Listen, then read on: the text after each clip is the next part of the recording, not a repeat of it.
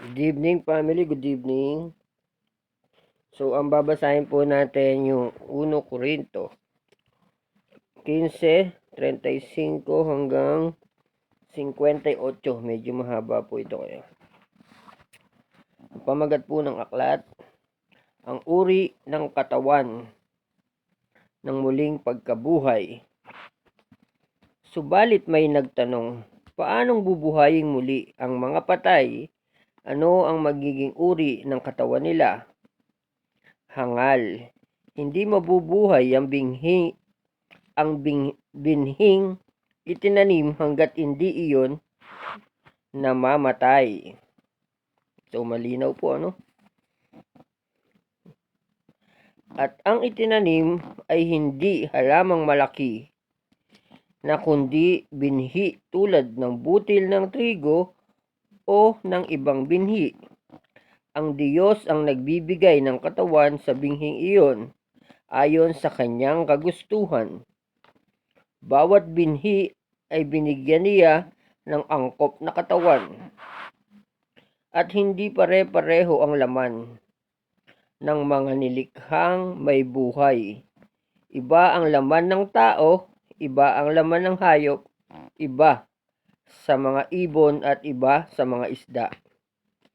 May mga katawang panlangit at mayroong namang panlupa. Iba ang kagandahang panlupa at iba ang kagandahang panglangit. Iba ang liwanag ng araw, iba naman ang liwanag ng buwan, at iba rin ang ningning ng mga bituin, at maging mga bituin ay magkakaiba ang ningning. Ganyan din ang muling pagkabuhay ng mga patay. Ang inilibing ay mabubulok, ngunit hindi mabubulok kailanman ang muling binuhay. Walang karangalan at mahina ng nilibing, marangal at malakas sa muling pagkabuhay. Inilibing na katawang pisikal muling mabubuhay bilang katawang espiritual. Kung may katawang pisikal, mayroon ding katawang espiritual. Ganito ang sinasabi sa kasulatan. Ang unang taong si Adan ay nilikhang binigyan ng buhay. Ang huling Adan ay espiritong nagbibigay buhay.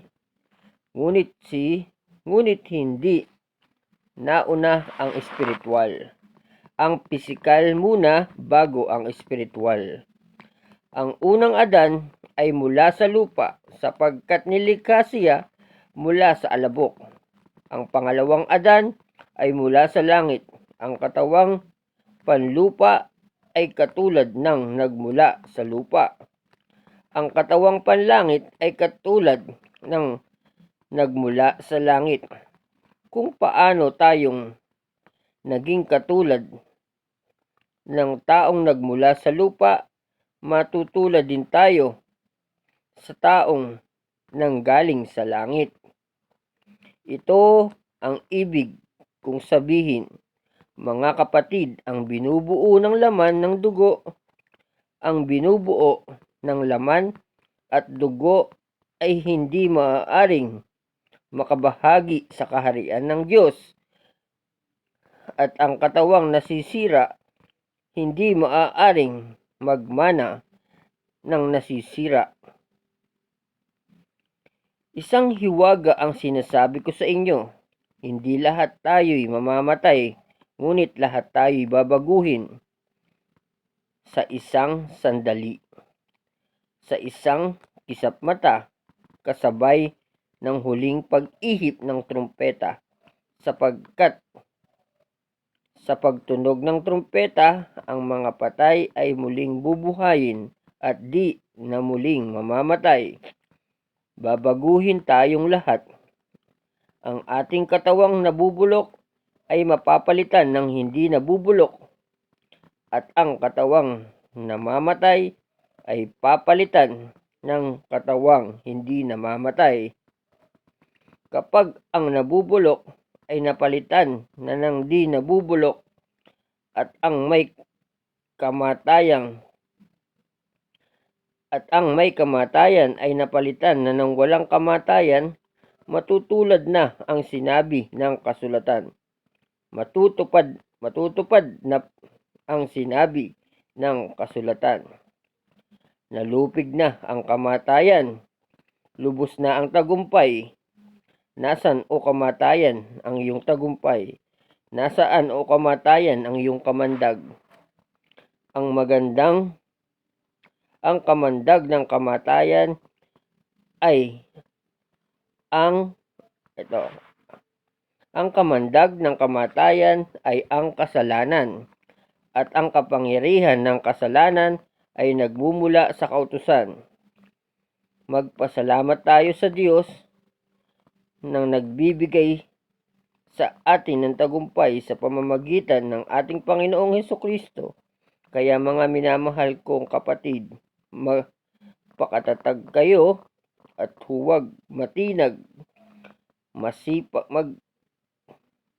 maging masipag kayo palagi sa paglilingkod sa Panginoon, dahil alam ninyong hindi masasayang ang inyong pagpapagal para sa Kanya. Medyo mahaba, no? Maraming salamat po. Patawarin nawa tayo sa ating mga kasalanang nagawa sa isip, sa salita, sa gawa, sa espiritu, at sa laman. Pagpalain niyo po ang magpapala sa amin at ingatan niyo po ang mag-iingat sa amin. Sa pangalan ni Jesus.